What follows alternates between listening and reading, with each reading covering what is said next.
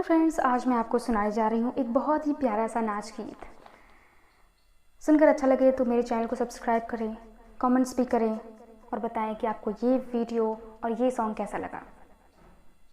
मोरे बारे सजनवा सुनवा के हरवा गढ़ाए दिया हो।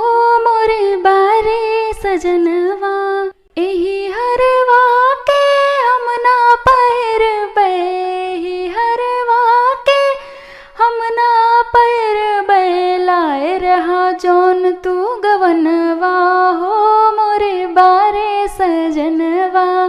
लाए रहा जोन तू गवनवा हो मोरे बारे सजनवा।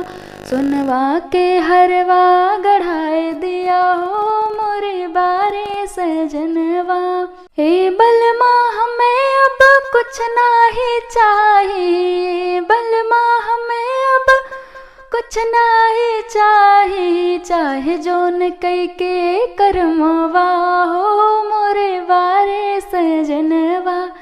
चाहे जोन कई के करमवा हो मोरे बारे सजनवा। सुनवा के हरवा गढ़ाए दिया हो मोरे बारे सजनवा।